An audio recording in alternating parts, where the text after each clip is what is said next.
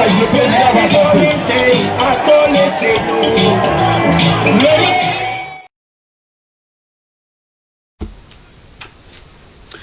Merci, voilà, merci pour votre patience. Merci, aimable militants et sympathisants. Oui, vous êtes aimables parce que vous prenez votre temps, vous êtes plus de 7000.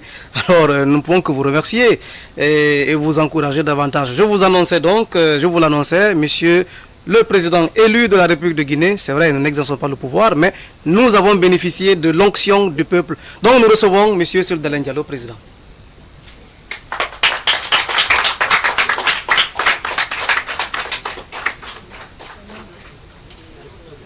Oui, je lèverai. Très bien. J'aurai l'opportunité de m'adresser tout à l'heure aux militants et sympathisants du parti, mais j'ai un message à délivrer aux Guinéens.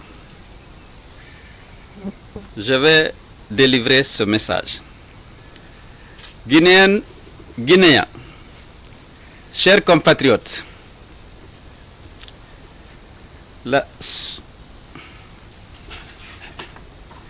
la situation de notre pays me paraît suffisamment grave pour que je m'adresse à vous.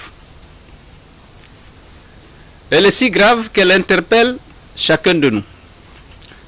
À la crise économique engendrée par la mauvaise gouvernance et aggravée par la crise politique, née de l'obstination.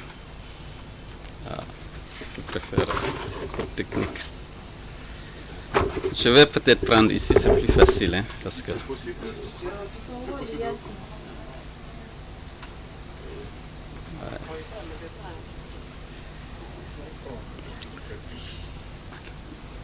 Je disais que la situation de notre pays est si grave qu'elle interpelle chacun de nous. À la crise économique engendrée par la mauvaise gouvernance et aggravée par la crise sanitaire, c'est ajouter une crise... Je vais faire ici, après on verra. Oui, ok. Guinéennes et Guinéens, chers compatriotes, le message que je vais délivrer, je l'ai écrit, parce que c'est tellement important pour moi. Chers compatriotes, la situation de notre pays me paraît suffisamment grave pour que je m'adresse à vous. Elle est si grave qu'elle interpelle chacun de nous. À la crise économique engendrée par la mauvaise gouvernance et aggravée par la crise sanitaire, s'est ajoutée une crise politique née de l'obstination de Alpha Condé de s'octroyer un troisième mandat. Les Guinéens subissent, dans la douleur, les conséquences de cette triple crise. La crise sanitaire qui s'aggrave avec une deuxième vague du Covid-19 et une propagation effrénée du virus à Conakry et à l'intérieur du pays, entraînant la saturation des centres de traitement et l'impossibilité d'isoler et de prendre convenablement en charge tous les malades. La crise politique, entraînée par les violences perpétrées avant, pendant et après le coup d'État constitutionnel du 22 mars et le hold-up électoral du 18 octobre 2020. Ces violences, comme vous le savez, ont provoqué des centaines de morts, dont certains ont été nuitamment enterrés dans des fosses communes en pleine forêt à Zérekuri. Ces violences ont également provoqué des centaines de blessés par balles, des arrestations et de séquestrations massives d'innocents, dont certains sont morts en prison faute de soins. La crise économique, marquée notamment par une baisse drastique des revenus des ménages, une aggravation du chômage et une flambée des prix des denrées de première nécessité, conséquence directe de la dépréciation de la monnaie nationale, la fermeture des frontières et l'augmentation fantaisiste des impôts et des taxes. Alors que Les populations peinent à faire face à cette avalanche de malheur. Voilà que Alpha Condé et son clan mobilisent bulldozers, gradeurs, pelles mécaniques pour aller à l'assaut des maisons d'habitation et des commerces des pauvres citoyens, faisant des centaines de sans-abri, dont la plupart se trouvent aujourd'hui privés de leur seule source de revenus. Ce qui est révoltant, c'est que cette opération est menée dans un contexte de crise aiguë et sans aucun programme d'aménagement des voies publiques et des terrains libérés par le déguerpissement.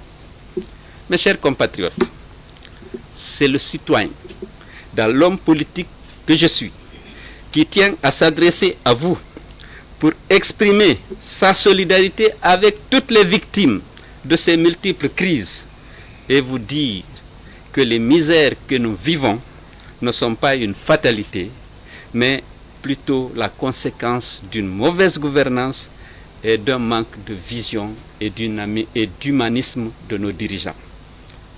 Face à cette situation, beaucoup d'entre vous se demandent aujourd'hui à quel saint se vouer. Je ne m'adresse donc pas à vous parce que j'ai été empêché une fois de plus de voyager ou parce que mon siège et mes bureaux sont, sans aucune base légale, fermés et occupés par les forces de défense et de sécurité, ou parce que les militants de mon parti et mes proches collaborateurs sont arbitrairement détenus à la maison centrale. Derrière toutes ces exactions que subissent l'UFDG, l'ANAD, le FNDC, il y a une volonté d'Alpha Condé de rendre irréversible son troisième mandat illégal et de soumettre notre pays à une dictature qui confisque nos droits et libertés et détourne nos richesses au profit de l'élite dirigeante. Ma parole aujourd'hui convoque donc notre humanité.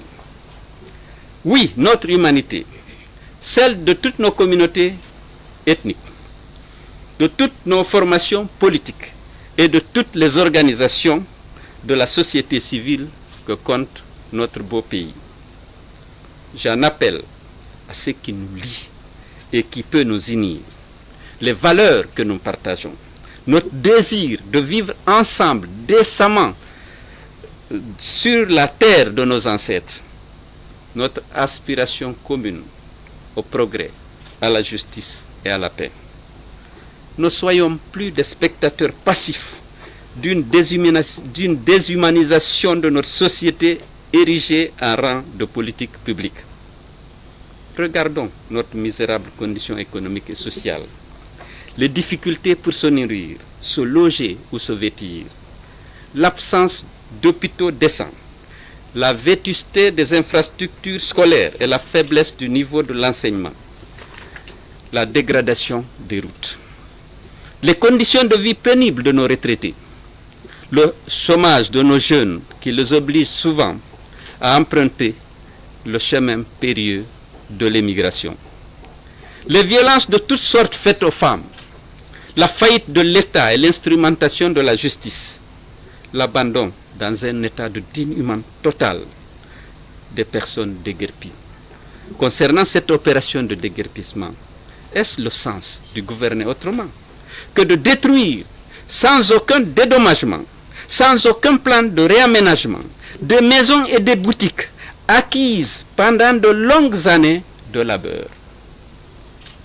Mes chers compatriotes, l'enjeu va au-delà des persécutions que subissent les opposants au troisième mandat, notamment les partisans et cadres de l'UFDG, de l'ANAD et du FNDC. Il s'agit de prendre conscience du profond mépris d'Alpha Condé pour les Guinéens qu'il identifie avec son arrogance habituelle aux tortues qu'il faut brutaliser pour qu'elles avancent. Nous ne sommes donc plus dans une relation de gouvernant et de gouverné. Non, le contexte actuel de répression et de contraintes que celle-ci exerce sur nos esprits nous montre que nous sommes face à un rouleau compresseur au service d'un pouvoir despotique.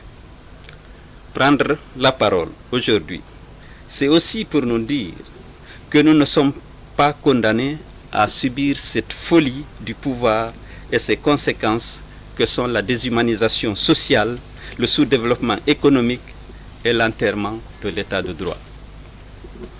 À ce désir insatiable de dominer que nourrissent Alpha Condé et son clan, qui confisquent à leur profit personnel nos richesses, nous pouvons opposer la force du droit et de notre dignité.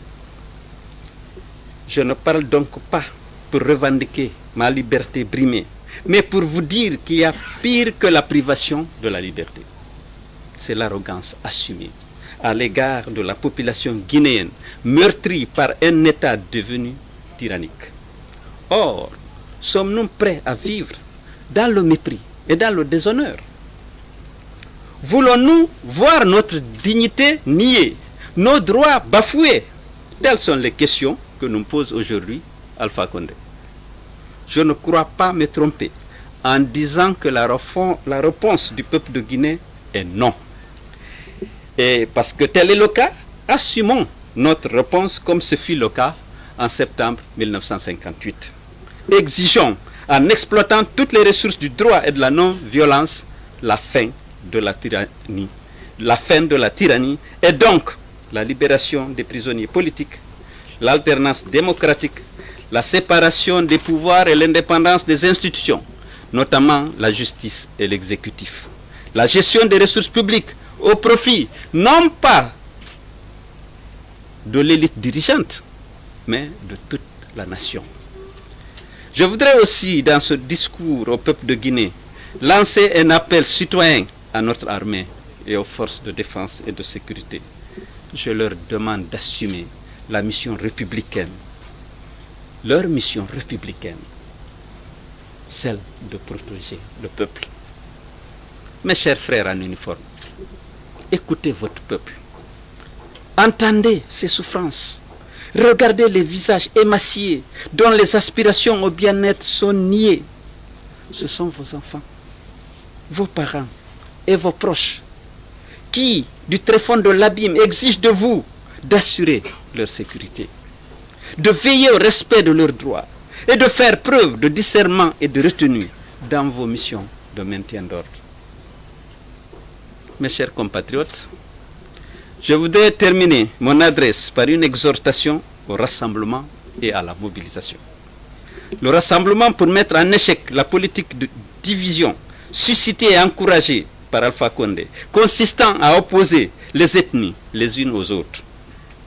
Le rassemblement et la mobilisation de tous ceux qui veulent œuvrer à la refondation de l'État, à la promotion de la réconciliation, de la démocratie et de la solidarité dans le respect des droits et libertés de tous les fils de la nation. C'est pourquoi j'invite encore une fois tous les Guinéens, attachés à ces valeurs et conscients des risques et menaces que la politique actuelle d'Alpha Condé fait peser sur notre devenir commun, à se mettre ensemble pour sauver notre pays. Tous ensemble, sauvons la Guinée. Vive la Guinée, je vous remercie.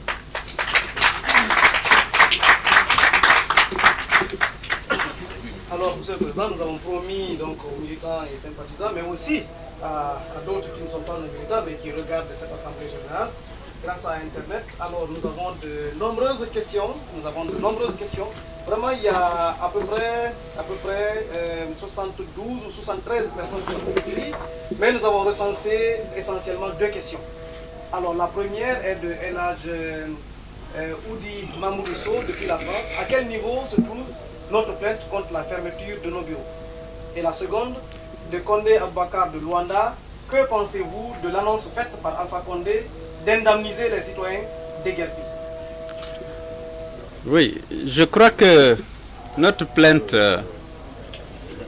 liée à la récupération de nos locaux, vous savez, lorsque la plainte a été déposée en première instance, les juges étaient complètement déroutés parce qu'il n'y avait pas d'acte, ni administratif, ni légal, qui ferme nos bureaux.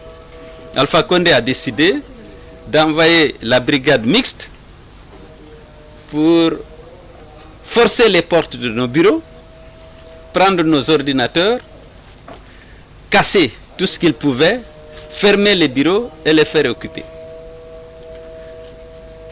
Donc, en première instance, on a demandé à nos avocats à mieux se pourvoir. De toute façon, il n'y avait pas une base légale sur laquelle il fallait statuer. Donc, il s'allait en appel. En appel aussi, ils ont dit, bon, que les bureaux sont fermés pour des raisons de sécurité. On a fait encore appel, on attend la suite. C'est tout ce que je peux dire, les avocats suivent ça de près. Alors, l'autre deuxième question. Sur le déguerpissement, que pensez-vous Ouais. de l'annonce faite par Alpha Condé d'indemniser les citoyens? Oui, vous savez que nous avons été les premiers à dénoncer cette opération, et même dans ce discours, vous avez suivi. Alpha Condé n'a aucun programme d'aménagement de la voie publique et des terrains qui sont en train d'être libérés par ce déguerpissement forcé. C'est la haine. On dirait qu'il veut sanctionner les Guinéens pour n'avoir pas voté pour lui le 18 octobre. Parce qu'on ne peut pas comprendre. Comment on peut, sur la route de Dibreka, 20 mètres à droite, 20 mètres à gauche, casser tout. Les gens étaient là avant la route. J'ai interrogé une famille, ils étaient là avant la route. Elle était de 6 mètres au début, elle n'était pas bitumée. À l'abitumement, on a élargi à 7 mètres. C'était leur champ depuis des millénaires. Personne n'est venu leur dire que la route maintenant c'est 50 mètres. On voit arriver des bulldozers pour casser tout. J'ai dit qu'une armée d'occupation ne ferait pas pire. Aujourd'hui, lorsque vous sortez, vous allez dans ces coins, vous êtes en train de vous interroger. Est-ce que nous ne sommes pas en état de guerre? Lorsque vous savez que c'est vos compatriotes qui sont là, qu'ils tirent l'essentiel de leurs revenus de ces boutiques, de ces kiosques, on détruit tout, sans préavis, sans indemnisation. C'est illégal. L'État peut récupérer un domaine, même si c'est la propriété privée d'un citoyen, pour cause d'utilité publique, après une juste indemnisation.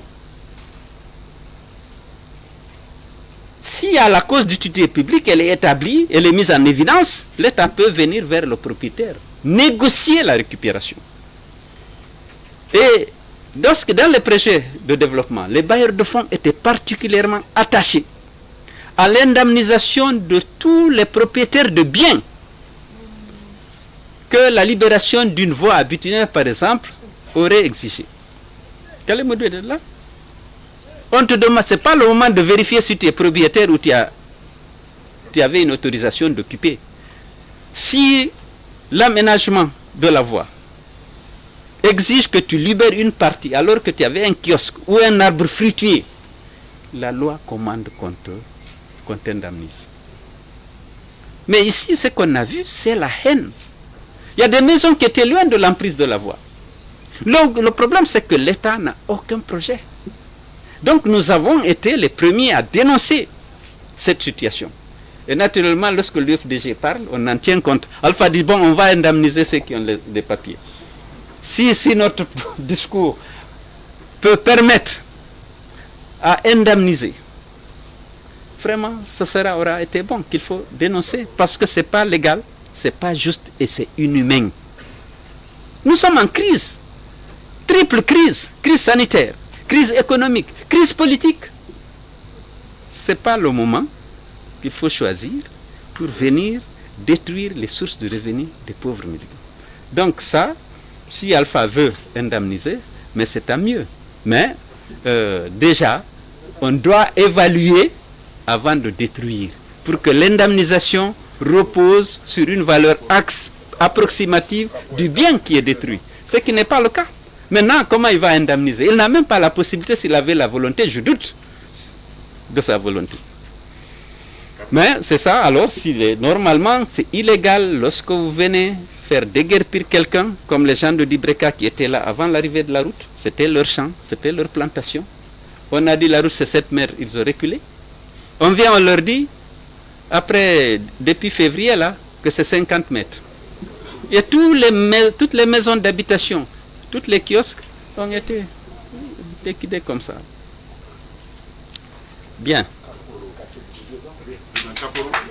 Oui, mais voilà, parce que Kaporo, il a fait la même chose à Kaporo. Avec un acharnement, une méchanceté, une haine visible. Que c'est comme c'était au lendemain des élections locales et que Kaporo n'avait pas voté pour lui, c'était une sanction qu'il était en train d'infliger. Ce n'est pas un homme d'État. L'homme d'État a pitié des citoyens guinéens, quelle que soit leur appartenance politique. Mais ça, ce n'est pas Alpha Condé, malheureusement. Alors, Fodéousso a demandé, je sais qu'il y a une autre question, c'est rapport à l'actualisation de notre programme. Mais il faut dire que depuis 2010, l'UFDG a un programme. C'est-à-dire que ce n'est pas ça. Avant d'aller à la conquête du pouvoir, nous avions élaboré un programme. En 2020, on a actualisé ce programme. Il faut que les gens soient sûrs que nous sommes prêts à gouverner demain. Mais il faut toujours remettre en cause, parce qu'il y a des développements dont il faut tenir compte, des situations qu'il faut intégrer. Mais sinon, je vais vous dire qu'avec Kalimoudou, on avait élaboré déjà pour les routes, je vais rappeler, on avait un programme sectoriel de transport qui visait à désenclaver par une route bitumée l'ensemble des préfectures de Guinée. Ça fait environ 2000 km. Actuellement, le stock de routes bitumées, c'est 2000 km. C'est ce qu'on a laissé. Alpha n'a pas fait 2 km. Le seul rajout, ça a été Zéré Koré Bela, c'est Rio Tinto qui a fait. Il n'y a pas 2 km de plus. Ils n'ont même pas pu entretenir le stock qu'ils ont hérité du président général Lansana Conté. Mais ils n'ont pas fait 2 km de nouvelles routes. Alors nous, il y avait un programme d'entretien de ce qui existe, les 2200 km, et ensuite il y avait 2000 km à ajouter. Et ces 2000 km, je peux vous les citer, vous quittez le Yomu, vous venez à Kankan. Ça fait environ 482 km. Vous quittez Kindia, vous allez à Gawal, ça fait environ 270 km. Vous quittez Labé, vous allez à Sigiri via Koubia et Dingirai, ça fait 402 km. Et puis il reste maintenant les petits tronçons que vous alliez faire, c'est-à-dire Bissikrima. Vous pouvez faire Bissikrima Dingirai. Et il y avait, je viendrai sur les routes inter-États tout de suite. Après vous prenez Popodra Leluma, vous faites Taramba Koubia, et puis vous faites finalement, vous avez Boké Gawal. Alors si vous faites ça, toutes les préfectures sont désenclavées. Il y avait les routes inter-États. Pour certains, il y a des projets qui avaient déjà les dossiers d'appel d'offres, comme Boké Kebo, Labé Mali Kidougou. Et vous avez Lola Dadane, et puis vous avez Kankan Odjene qu'on avait lancé avant de quitter avec la Côte d'Ivoire. Patrick Kachi, l'actuel Premier ministre, était le ministre des Infrastructures. Nous sommes allés négocier ça. On a même été financé le projet, l'étude sur un PTF, c'est-à-dire sur des fonds qui étaient destinés aux projets urgents. Donc si vous faites ça, vous avez désenclavé le pays avec ses pays voisins. Vous avez désenclavé toutes les préfectures avec des routes vêtues. Il restera des choses à faire, mais il y a l'entretien. Donc c'est ça, nous sommes prêts sur ce point. Si on arrive au pouvoir, on va dire comment on fait les 2000 km. On va faire une réunion des bailleurs de fonds pour financer ça très rapidement. On en a l'expérience aussi. Et puis, bon, il y a autre chose. Il y a autre chose. Dans le secteur de santé, du tourisme, on a déjà... Nos cadres ont réfléchi, mais on va actualiser en permanence ça pour que le jour où nous pouvons récupérer notre victoire, bien entendu, que se mettre directement à l'œuvre. On a l'expérience, on connaît les bailleurs de fonds, nous jouissons là d'une grande crédibilité. Kalemoud et moi et d'autres qui vont nous rejoindre dans cet exercice-là. Sorel aussi, il a une grande expérience des bailleurs de fonds, il était déjà directeur à la Banque africaine de développement. Il y a d'autres, vous connaissez mon cher Alain, il connaît tout ce qui est pêche maritime et continentale. Et donc on a tout est prêt, mais on va réfléchir. C'est bon? Alors donc je vous remercie bien et puis bon, je salue tous les militants et sympathisants de l'UFDG pour l'intérêt que vous avez porté à cette assemblée virtuelle. Et comme je vous ai dit la dernière fois, on s'est jeté dans l'eau sans avoir suffisamment préparé, mais on va améliorer au fur et à mesure. Merci beaucoup. Instaurer un système de gouvernance sécuritaire et politico-administrative qui allie décentralisation et déconcentration et assure la dévolution effective des ressources techniques, matérielles et financières. Investir dans toutes les infrastructures de base, routes, ponts, chemins de fer, ports, aéroports. Développer les techniques et filières agricoles, artisanales et halieutiques par une exploitation vigilante de toutes les industries modernes pour assurer l'autosuffisance alimentaire. Assurer la transformation et la valorisation de nos ressources minières en Guinée. Un seul choix, c'est le Daleng Diallo. Instaurer un système de gouvernance sécuritaire et politico-administrative qui allie décentralisation et déconcentration et assure la dévolution effective des ressources techniques, matérielles et financières. Surprise, on a fait dans toutes une les assemblée infrastructures de générale base, réussie, routes, contrairement ponts, à la qualité chemins de de la fer, connexion que l'on a ports, aujourd'hui. Ça, c'est vrai, il faut le dire. Développer Alors, nous n'avons plus qu'à vous remercier et vous souhaiter bonsoir, où que vous soyez, et bonjour.